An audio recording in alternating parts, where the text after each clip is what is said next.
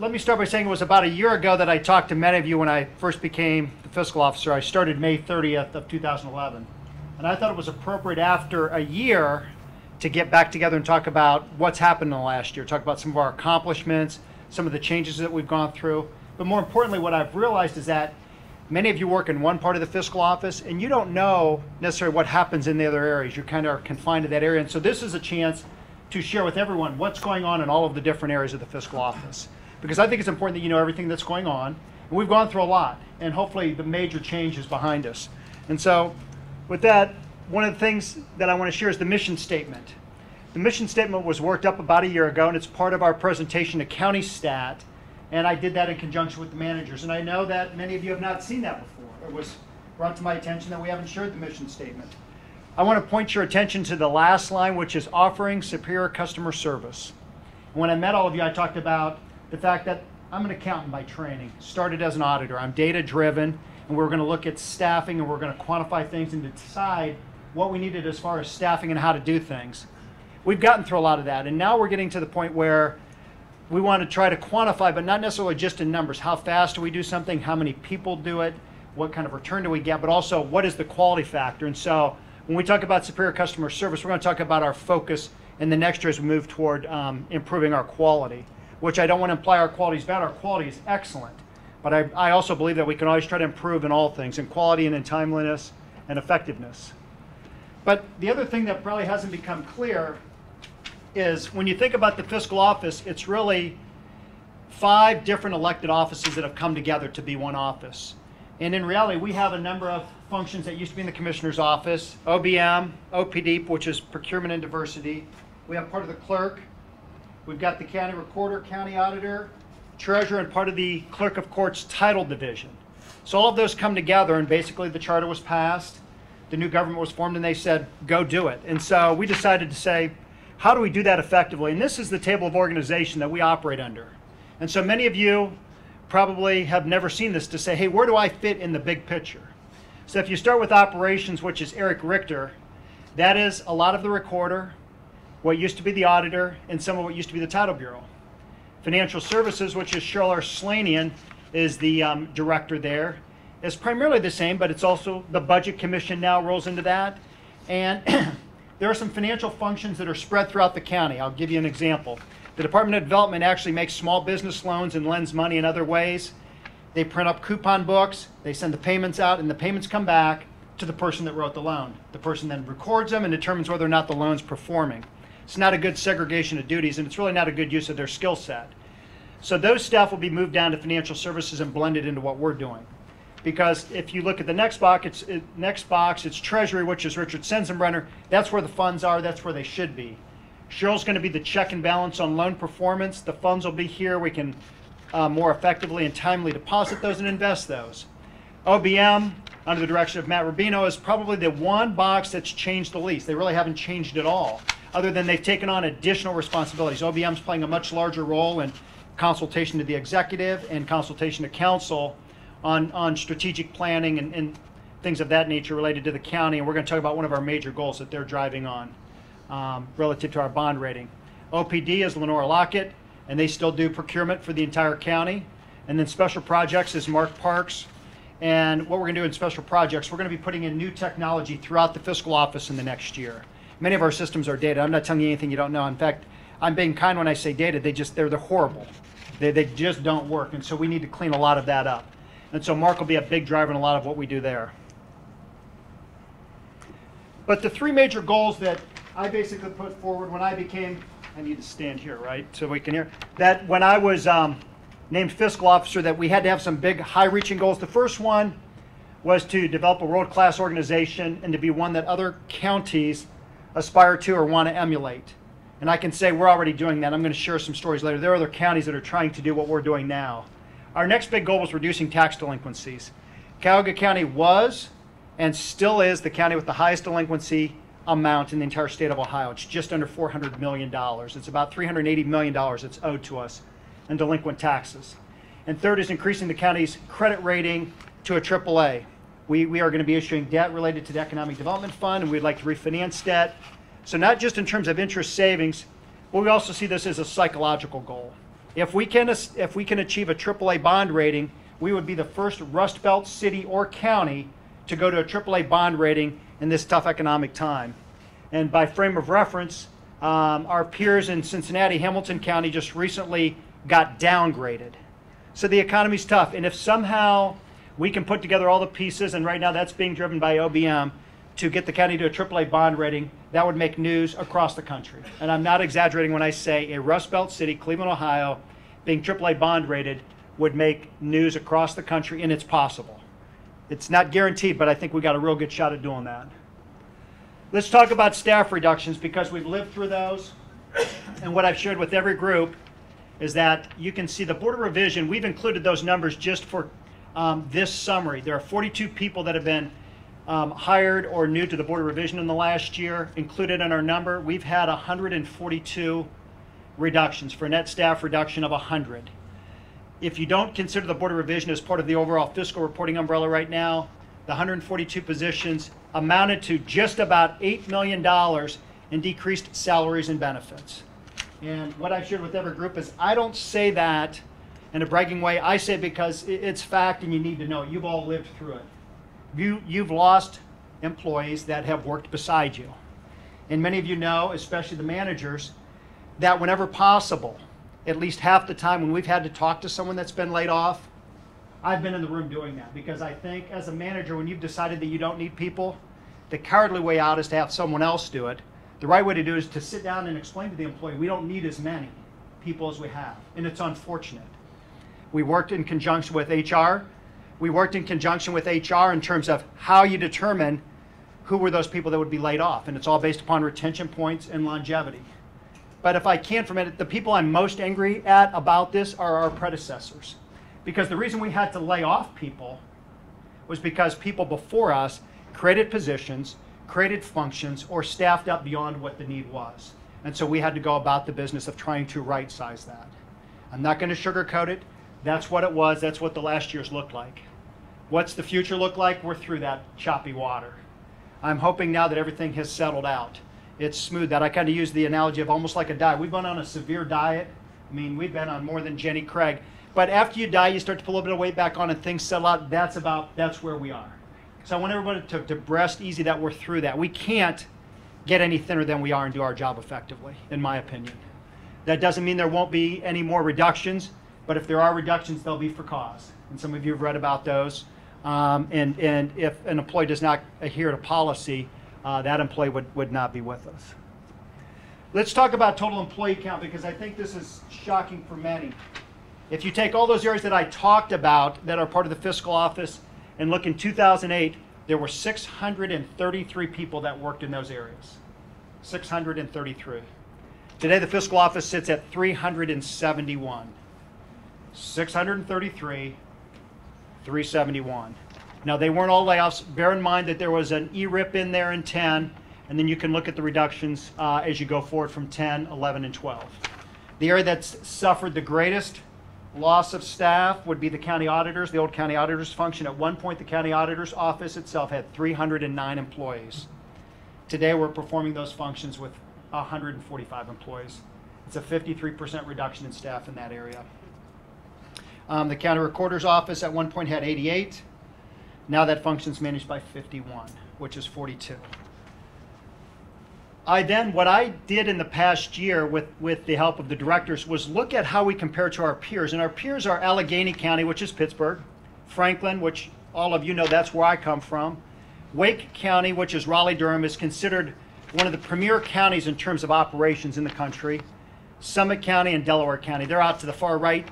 I don't really consider them real peers, but they're a good gauge for us to just look at. Delaware County is much smaller, but it's more forward or progressive. Summit County is a neighbor, but they're much smaller. And now what I'm trying to do is, we don't always account for functions the same way, but I want to say, are we about in the right spot? Let's take OBM as an example. Our Office of Budget Management has 10 FTEs. Pittsburgh, Allegheny County has 9. Franklin County has 10. Wake has 8. Summit has 7, a little bit smaller. That tells me we're probably right where we should be. We're in the right number. Now, I told you that counties want to emulate us. Look at the title division. At the point that we are now, we have 60 people. I told you that's come down. Franklin County has 80. People are asking them in Franklin County, hey, how do they do that in Cuyahoga County with 60 people? And we process more titles, and we do it very, very well. But if you look at it, our recorder division has 51 staff. If you just look at that function, try to allocate it out. Franklin County has 55. But bear in mind, it's 51. At one point, when we talked about the recorders division, it had 88. So we had to go from 88 down toward 51 to be comparable to our peers. Again, it wasn't because I enjoyed it. In fact, there were many days where I walked to work because I live downtown. The walk to work wasn't pleasant because I knew what was going to have to happen that day.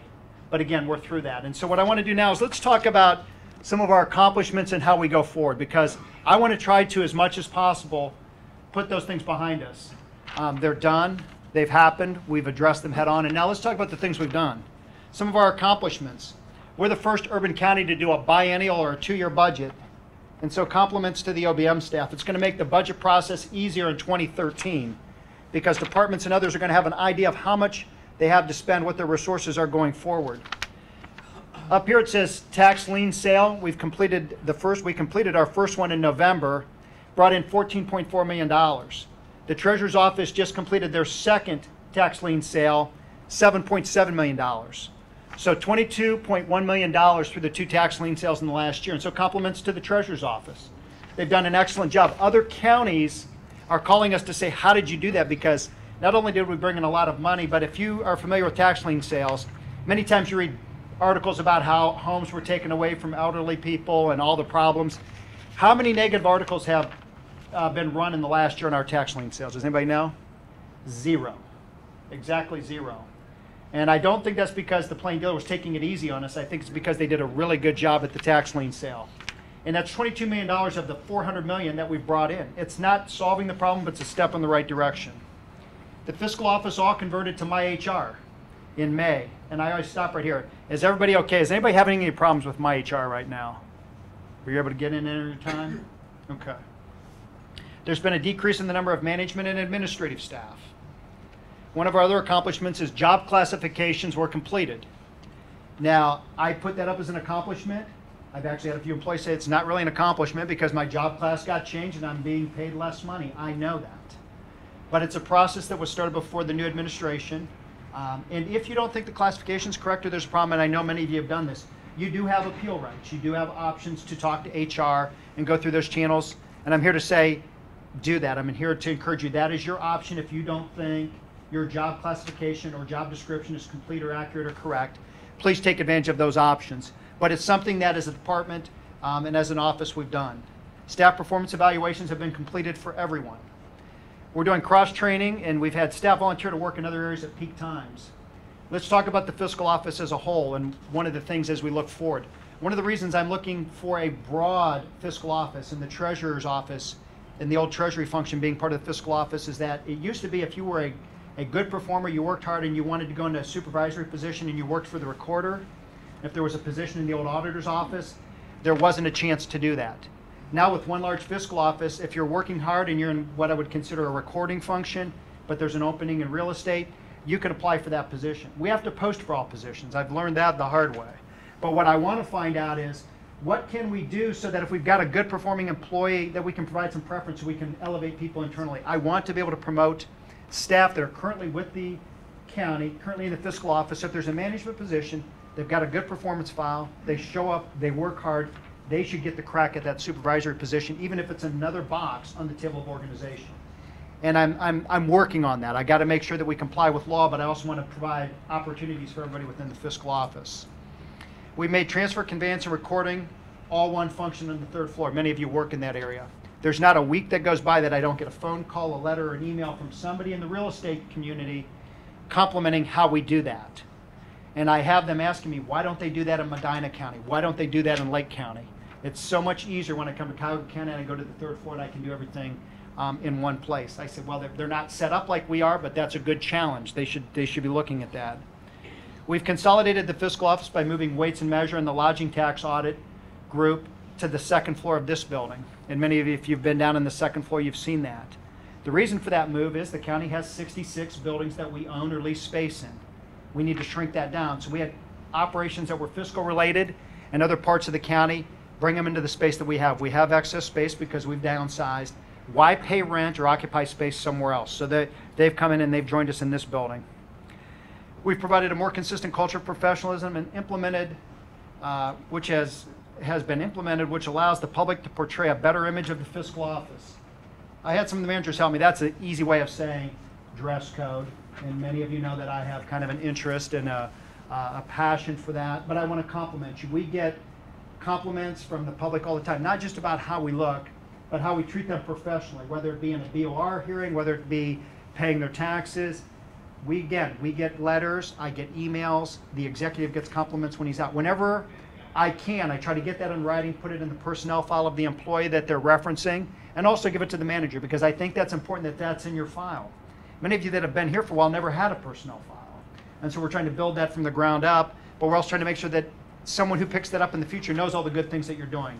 And so they're complimenting everything we do, from how we treat them to how we look. And I don't want to jump over this, because one of the things you've all found is that I'm willing to stand up and hit things head on. We have modified the dress code a little bit, and I'm sure you're all aware of that. And someone asked why, and I said it's like a lot of things in life. 95% of the employees complied with the dress code and did everything the way they were supposed to. A few people skirted issues, and no pun intended there, but they did things that were a little bit on the border, and so we had to tighten up the dress code a little bit for everyone. And so I apologize to those of you that look good every day, because that's almost all of you, but there are a few people that we had to tighten the dress code a little bit, and that just happened recently. The last thing is we're data driven, and so we're going to continue to monitor data to say how can we do things better, more efficiently, and so you're going to see changes that go along there as we try to track things. Let's talk about how we move toward quality now, because now the goal is we've gotten ourselves the right size, we're better organized. Let's talk about some of the quality initiatives that we're going to be undertaking as we go forward. First one, and I mentioned this in all the groups, there's no way I can talk about the quality of what we do without first talking about the Board of Revision. When we started, there were over 20,000 cases. Actually, the number says 18,638 cases back in April. Now it says the new number is 7,261, because we've gotten new cases coming in, we're logging those in. Long story short, the Board of Revision worked through the largest backlog in the state of Ohio. We have more cases in our BOR than the next 4 largest counties put together. And again, I come from Franklin County, and just recently they were telling me, oh my gosh, we had 8,000 cases filed. We don't know what we're going to do.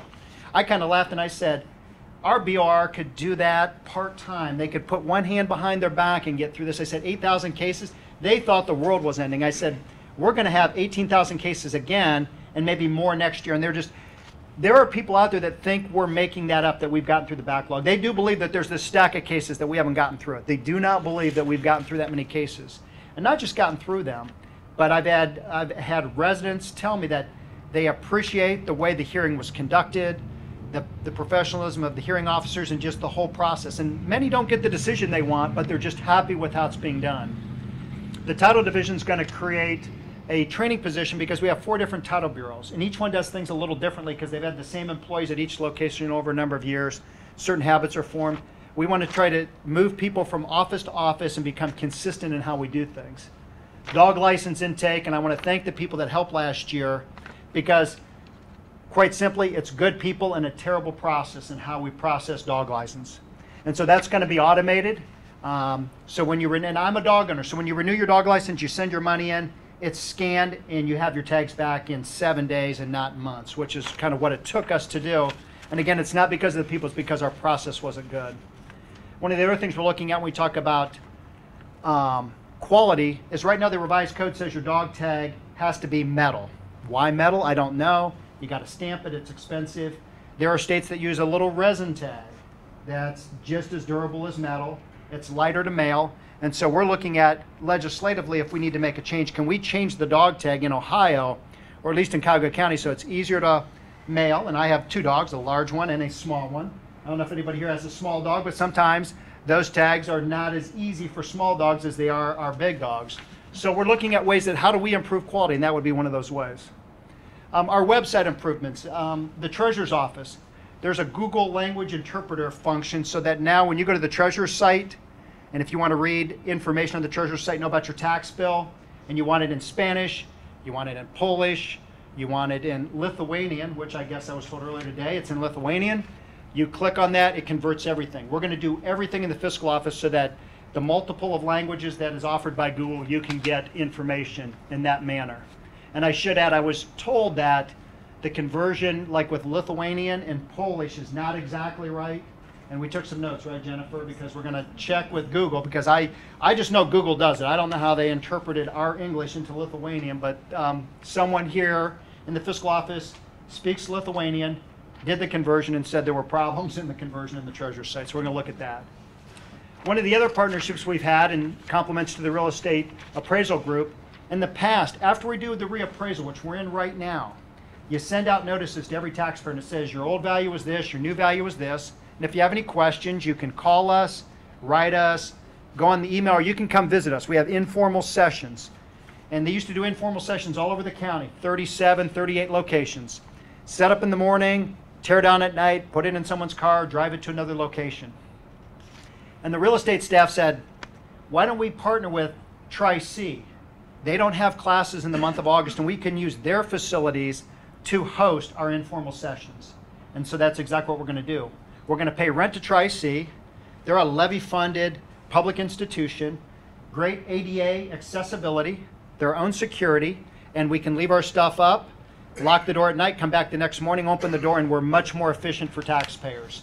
But we're also going to provide the taxpayers the option to do that online, in writing, on the phone, and all the other ways. But that's helping another community funded organization when we help Tri-C, and they're helping us. Some of the other quality measurements that we're looking at, and OBM's done this for a while, they measure how accurately the budget analysts project out revenues and expenses. And so we're trying to take that metric and apply that to OPD and to other areas. And one of the things you'll see, and some of you have already seen it, are these customer satisfaction surveys. They're out in some of the departments of fiscal now. They're going to be put together, and they're going to be in every office, every function, every department that we do in fiscal, because I want to know how we're doing everywhere. One of the challenges I've had is that when I would go out, I've been doing road shows, talking to the real estate community, talking to auto dealers, and so I would call a meeting, or I'd go see them and I'd knock on the door and I'd say, hello, I'm Wade Steen from the government, and I'm here to help you, I want to talk to you. And at that point, usually they would shut the door, or they wouldn't want to talk to me, because when you're from the government wanting to help people, they're a real suspect. But what I'm trying to help them understand is we do want to do things that make their jobs easier. And I'll give you an example of one thing we're looking at. For the Title Bureau, they send runners, or they bring all their title work down to us, and sometimes they take it to Medina County or another county. I said, what if we had an employee that came to your location, Ganley, or they came to your location, other large auto dealer, picked up the work, brought it to our office, processed it, and took it back to you? They thought that'd be the greatest thing in the world.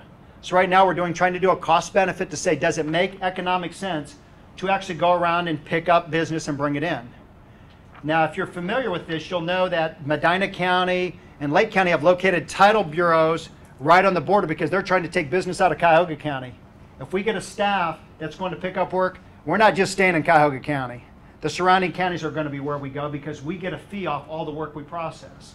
And so it's, if we can cost benefit justify that, we'll do that. But we're trying to look at ways we can better serve. We're trying to measure our quality through surveys, online, and things like that. Moving forward, if you're familiar with construction, I refer to this as our punch list. So I gave you our 3 high-level goals. This is a list of projects that are going on right now. There's 20. We keep adding to it and taking off things as we complete them. But the managers see this every 2 weeks, and this will give you an idea of some of the things we're looking at as we go forward. The first item on there is implement a call center for all the fiscal operations. Did everybody here know that one of the goals in this year, and hopefully in the next few months, we're going to have one call center for all of fiscal? Did you guys know that? Nope. Second floor, here's the vision. Here's what we hope to happen. And if you're like me, I hate when I call up and I got to punch 1 or 2, or please listen because our options have changed. Enter your social security number. Forget that. I want taxpayers to be able to call one number, and someone picks up the phone and says, hello, Cuyahoga County Fiscal Office, and they direct you to where you're supposed to go, where you want to go. But they're more than that. They're a concierge, because they know a lot about what we do, so they might be able to answer your question. Okay, here's a good example. Someone calls up and says, hello, I'm calling about my taxes. Your taxes, you want to talk to the treasurer's office, you want to pay your taxes? No, I'm not calling about paying them, it's the value. So you want to talk to the real estate appraisal? No, I'm not this appraisal, I got a hearing. Oh, you're calling the Board of Revision. Yeah, it says Board of Revision here. I've got a hearing coming up. Let me connect you to that number. Because what happens, and this is, again, no fault of the employee, a phone call just gets dialed. The employee thinks they're transferring them to the right place. They go to another number, and many times they actually get to me or they get to Bonnie Innes, and they've gone to 4 places. You know what the first thing they said is, you guys don't know what you're doing. You're all screwed up down there. And I want to say, no, our employees do know what they're doing. Maybe they didn't know where you wanted your phone call routed to, or you weren't real clear. But what it tells me is we can do a better job of customer service. And I also look at it from this standpoint. If you're in an area where sometimes your phone rings and it's not for you, and you've got to deal with it, what's that do? That makes you less efficient, right? So if we can have one concierge, 4 or 5 trained, well-versed in all of fiscal operations, phone operators, we can hopefully reduce the time that people have to wait, get them to the right area, make you more efficient. So that's one of our big goals. We hope to accomplish that. That's supposed to be in place by the end of this month, by June 30. I think we'll still be in the test phases. I know we're starting in the real estate area. Another goal is to eliminate the Board of Revision backlog. And unfortunately, that's like a perpetual goal because we'll get through this backlog and then we'll have another backlog that we've got to go through. We were hoping to submit our comprehensive annual financial report to the GFOA. Shar Slanian is the director in charge of that. We've had to eliminate that goal. The county's 2009 audit is not done yet. Deloitte & Touche, who is our auditor, has not issued the audit report, which has made it impossible for Cheryl and her staff to meet that goal. The next one is prepare our budget and submit it to the Distinguished Budget Presentation Program. Matt Rubino's the director there. That's highlighted in green. It means completed. So you can see we've completed some goals. We're still working on others. You'll notice we talk about fuel quality testing in number 5. We want to test fuel quality just the same way they do in Summit County. We're emulating them. Not only do you get the right amount, but is it the right grade? There's a disparity study being conducted right now. Mark Parks is leading that, working with Lenora Lockett and OPD, and that's to make sure there's no disparate treatment to our contractors. It's federally required, but here's the beauty of that. Jeff Maury, who's our IT director, comes from Broward County. Florida had this done, Broward County, Florida. They paid a consultant $1 million to do their disparity study. We're not paying Mark $1 million, I can assure you of that. But we're going to do it in-house, probably use some outside consultation. We're budgeting to spend $100,000. So we've done something that was done somewhere else, $900,000 cheaper than they did it. And that's money that can be put back to HHS purposes, into the general fund for the executive and the council to decide how to use. I look at our job in fiscal, it's not necessarily to decide how to use that money, it's try to find ways to be efficient. So if we don't need to use the money for a disparity study, we can use it in some other way that better impacts the community. We converted all staff to 40 hours from 35, and you can read all of the rest of the projects. And we add to this list and we take away from this list. But whatever department you're in, your manager, your director should have this list, know it, we work on it, and we're going to keep adding things to it with the idea being, again, to improve the service that we provide to Cuyahoga County residents, to improve our quality, and to improve in everything that we do. The last thing I wanted to share, this is the Western Reserve Plan. And the county executive, when he gave his State of the County address to the Cleveland City Club, laid out the Western Reserve Plan. And where I'm an accountant, CPA, a white shirt or whatever, very formal, we're very, detail-oriented, right? Black and white. The goals here are much more visionary. Like if you look at the second goal, it's establish Greater Cleveland as a center for entrepreneurship and job growth. And the reason for that is if entrepreneurs want to locate their businesses here, it creates jobs. And I tell you what, if we get the unemployment rate down even further, that goes a long way towards solving many of the challenges we have in Cuyahoga County. And our unemployment rate is below the state average right now, but it's still not low enough. It's 8 point, last I checked, 8.2, 8.4, but we need to get that down even more. People need jobs, people need to work. We start doing more things to enhance and encourage entrepreneurship, it's going to create jobs. If you look down at point 4, it's aligning and coordinating both public and private resources around our most pressing human service needs. Did many of you know that on an annual basis, the county spends $500 million, $500 million a year on HHS programs. But yet the big problem we have is there are still people that are homeless. There are still children that are hungry. There are still challenges in the education arena and a variety of other issues that we're facing. And the challenge from the executive is, if we're going to spend that much money, I want to move the needle. I don't want to just keep spending money and seeing things get worse. And what it means is not to not spend the money, find the most effective way to do that. And so OBM, in conjunction with the HHS staff, across the street are saying what programs really work, what programs really make a difference to residents in Cuyahoga County, so we can start to attack some of these HHS problems, so that the quality of life for everyone goes up, because those that are most in need, if we can help to raise their quality of life, it's going to raise all of our quality of life. So I wanted you to know that this is out on the county website, and we use this as a guide, we being fiscal in the county and everything we do. So we try to tie pieces of the Western Reserve Plan to what we're trying to do in the fiscal office.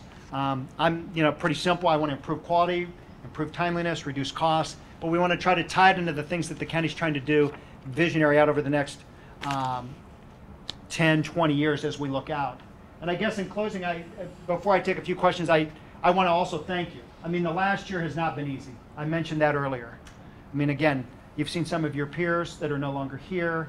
I mean, if you think about it in terms of water, I am hoping the storm and the choppy water's over and it's smooth, and we can just kind of settle into a pattern now and do what we're all, engaged to do, and do our jobs and try to find ways to tweak them and do them a little bit better. But I know you've worked hard, and I know it's not been easy, and so I don't want you to think that I don't understand that, because I see it every day. I'm here also, and so I know it's been hard, and I appreciate what you've done. In the last year, I mean, it's been good. We've made a lot of progress, and so I just hope we can keep moving that forward. I really appreciate your taking time this afternoon to kind of get caught up on everything in fiscal, but more importantly, I appreciate everything you're doing out in the field in your job, so thank you.